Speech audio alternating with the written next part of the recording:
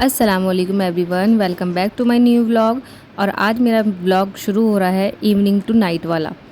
मतलब मैं आज आपको इवनिंग से नाइट की सारी रूटीन दिखाऊंगी अपनी, कैसे मैं क्या करती हूँ अपने बच्चे के साथ। तो चलिए शुरू करते हैं ये व्लॉग। मतलब रोज़ रोज़ तो नहीं होता है ऐसा, हाँ मतलब मोस्टली रूटीन यही रहता है। तो हम लोग दोपहर में सो ही जाते हैं और असर के टाइम उठते हैं। 3 बजे सोकर 5 बजे करीब उठ जाते हैं। तो मैं उठ गई हूँ और उठकर बहुत सारा पानी पी लिया है। अबू बकर अभी सो ही रहे हैं और लाइट भी आ रही है, पानी भी आ रहा है, तो अपना काम मैं कंप्लीट कर रही हूँ।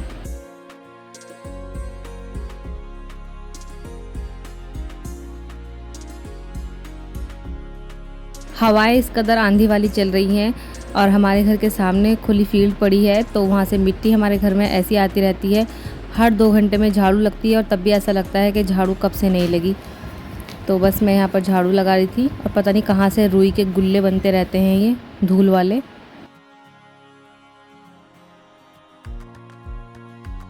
अब गर्मियों में 2 से 3 बार पोछा भी लग जाता है घर में, क्योंकि सर्दियों में तो नहीं हो पाता ऐसा, क्योंकि सूखता भी नहीं है, पंखा भी बहुत मुश्किल से चलता है। और ये छोटे छोटे कदम लेके हमारा शहज़ादा भी उठ गया था। और मेरी फूफी सास भी आज अचानक से आ गई थी, तो वो बकर उनके पास थे। तो मैंने कपड़े सुखाने जो डाले थे वो लेने आ गई हूँ मैं ऊपर से।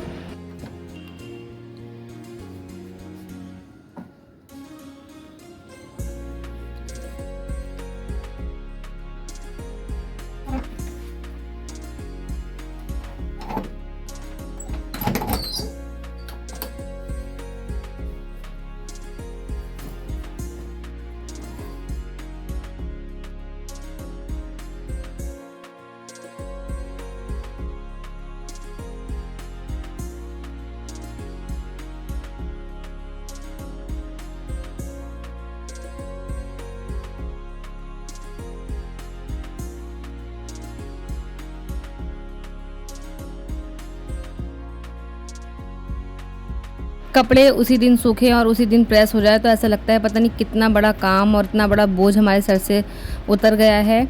और बस अब शाम के खाने की तैयारी करने के लिए मैं किचन में आ गई थी। तो फ्रिज में मुझे आज पहले से ही सेट था कि भिंडी बनानी है। मैं प्लानिंग करके रखती हूँ पहले कि आज क्या बनाना है। वैसे मैं शाम में ही खाना बनाती हूँ, क्योंकि हम 2 लोग तो हैं ही खाने वाले, तो शाम में बना लेती हूँ, वही मेरा अगले दिन भी चल जाता है दोपहर में।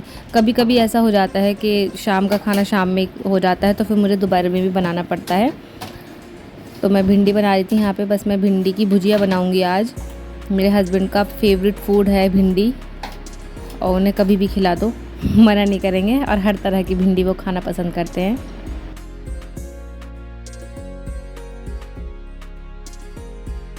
अबू बकर की थोड़ी तबीयत ख़राब चल रही है, उसका जो स्टमक है वो अपसेट है थोड़ा।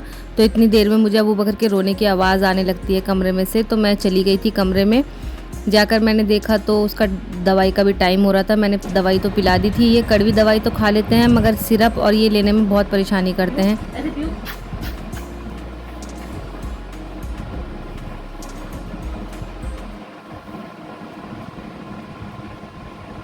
मम्मा पी लो, मम्मा है लो, थोड़ा सा पी लो, थोड़ा सा पी लो। अच्छा नन्ना सा, इतना सा।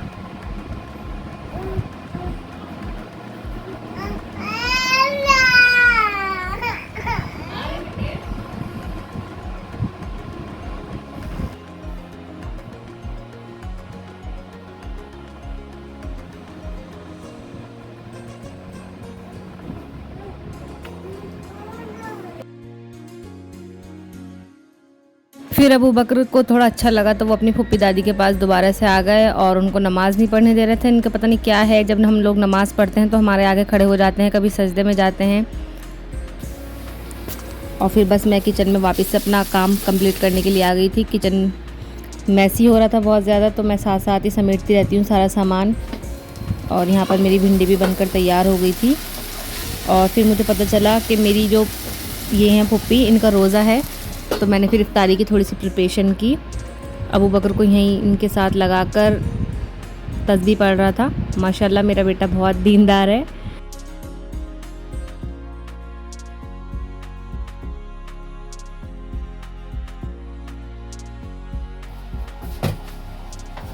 पकौड़ी का जो मसाला है, बैटर है, वो मैं यहाँ पर तैयार करी थी, प्याज की पकौड़ी पुदीने के साथ।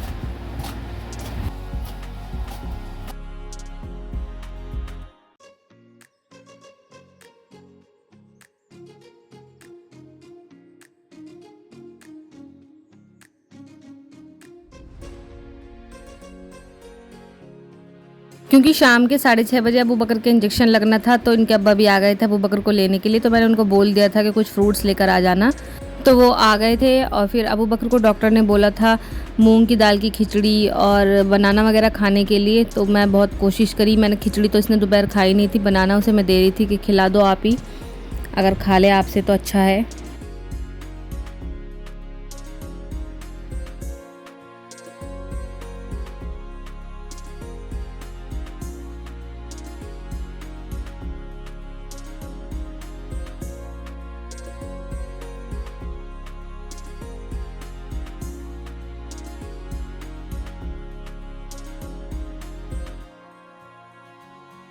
फूफी जो है वो मगरिब के बाद ही खाना खाती हैं, तो इसलिए मैंने सब्ज़ी तो बना ही ली थी, मैंने रोटी भी हाथों हाथ ही बना ली। और उसके बाद मैंने पकौड़ी बनाई थी, क्योंकि अभी टाइम था 15-20 मिनट का।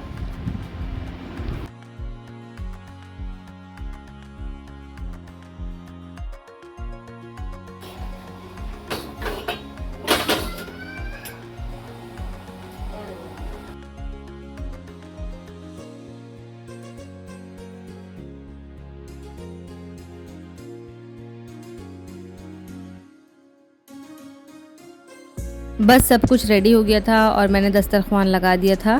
फिर हम लोग ने बैठकर इफ्तार किया। मैं रूम में नमाज़ पढ़ रही थी और मुझे नमाज़ पढ़ते हुए अबू बकर की आवाज़ नहीं आ रही थी। मुझे लगा कहीं ये ऊपर ना चढ़ गया हो जीने पे। बाहर आकर मैंने देखा तो ये यहाँ पर पड़े हैं। इन्हें बहुत शौक़ है जानमाज़ पे लेटने का। फिर मैंने रूम क्लीन किया, बेड वगैरह जो भी फैला हुआ अबू बकर करते रहते हैं हर टाइम का, वो साफ़ किया। और जो कपड़े प्रेस करके रखे हुए थे वो भी समेटने थे, वो भी सेट करके रखने थे अलमारी में, वो भी किए। और बस ये सब चलता रहता है शाम में।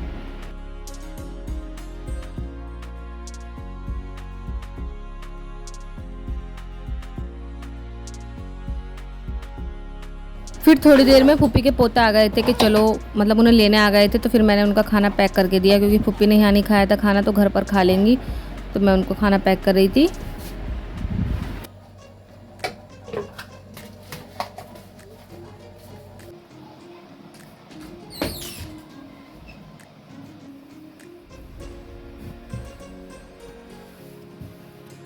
कबर्ड सेट तो कर दी है, अब पता नहीं अकील कब तक इसे सेट रखेंगे और कब इसका फिर मैस क्रिएट कर देंगे। ईशा की अजान हो गई थी, बस वज़ू कर ली थी और थोड़ा सा स्किन केयर भी कर लेते हैं। हस्बैंड भी आने वाले ही होंगे।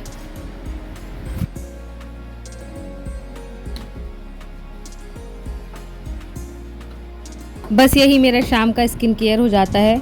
मॉइस्चराइज़र, टिंट और हल्का सा लिप बाम या लिपस्टिक जो भी लगाना हो।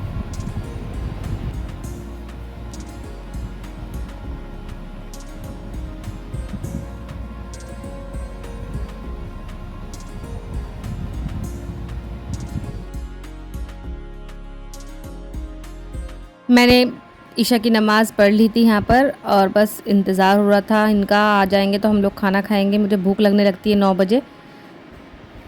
और भिंडी मैंने तैयार कर ली थी। वैसे मुझे खानी नहीं थी भिंडी, क्योंकि अबू बकर की वजह से उसे लूज़ मोशन हो रहे हैं। तो फिर मेरे हस्बैंड फुप्पी के लिए लेकर आए थे ये चिकन फ्राई। अब पता चला आकर के फुप्पी तो चली गई हैं, तो बोले कि तुम ही खा लो 2-3 पीस, मैं तो खाऊंगा नहीं इतना सारा। तो फिर इसलिए मैंने भी 2-3 पीस खा लिए। डाइटिंग कर रही हूँ वैसे तो, मगर कोई बात नहीं, प्रोटीन तो मिल ही गया। फिर अकील की फरमाइश थी तरबूज़ खाने की, तो मैंने इन्हें तरबूज़ काट के दिया और काफ़ी मीठा था। आप देख सकते हैं कलर से ही कितना टेस्टी लग रहा है। तरबूज़ का अंदाज़ा तो लगाया जा सकता है उसका रंग देख करके, मीठा होगा या फीका होगा। और बस मैंने अपना ये किचन समेटी सारी, जो रात का मैस फैला हुआ रहता है। मैं सारा जो काम है ना रात को ही करके सोती हूँ, चाहे 1:30 बज जाए, 2 बज जाए, 3 बज जाए, कहीं से आई भी हूँ तब भी, क्योंकि काम निपटा रहता है ना रात को, तो सुबह को बहुत अच्छी सी एनर्जी आती है किचन में आते ही। और अगर काम रह जाता है ना तो फिर सुबह को किचन खोलो तो वो सिंक भरी हुई, सामान इधर उधर फैला हुआ, तो मुझसे तो काम नहीं होता ऐसे। जब तक मुझे नींद भी नहीं आएगी अगर मैं किचन ऐसे ही छोड़ दूँगी तो। इसलिए मैं सब जल्दी से फटाफट अपना काम, चाहे तबीयत कितनी भी ख़राब हो मेरी, मगर ये जो काम है डेली के वो मैं रोज़ करके सोती हूँ। और मैं ये काम कर ही रही थी, इतनी देर में अबू बकर भी रोने लगे और मुझे इन्हें लेना पड़ा। और ये चिड़चिड़े इतने हो जाते हैं तबीयत ख़राब में कि मुझे बस गोदी में चढ़ जाते हैं, और बाकी का काम बस मैंने इसे गोदी में लेकर ही किया। और अपनी ग्रीन कॉफ़ी बनाई मैंने और बस उसे एंजॉय किया। और आपका रूटीन कैसा होता है मुझे कमेंट में बताइएगा, थोड़ा सा भी अगर रिलेटेबल है तो भी बताइएगा। बेबी होने के बाद मेरा काफ़ी वेट पुट ऑन हो गया था, तो इस वजह से मैं अभी वेट लॉस जर्नी पर हूँ और मैंने इसकी थोड़ी सी वीडियोस बनाई हुई हैं 15 दिन की। अगर आप मेरे चैनल पर न्यू हैं या अपना वेट लॉस करना चाहते हैं, पोस्टपार्टम वेट है या वैसे ही वेट है, तो आप मेरी वीडियोस को ज़रूर से चेकआउट कर लीजिएगा। और अगर वेट लॉस भी नहीं, मतलब डाइट भी नहीं करना चाहते हैं, तो कुछ मैंने टिप्स एंड ट्रिक्स दी हैं जो आप बिना डाइट के भी अपना वेट लॉस कर सकती हैं। और मेरे चैनल को सब्सक्राइब कर दीजिएगा प्लीज़ प्लीज़। और ये देखिए बच्चों के मूड की बात है, गोदी में आने के लिए इतना रो रहे थे और उसके बाद खेलना शुरू हो गए। और मैंने भी अपना थोड़ा सा रिलैक्स किया कि तबीयत थोड़ी ठीक है अबू बकर की।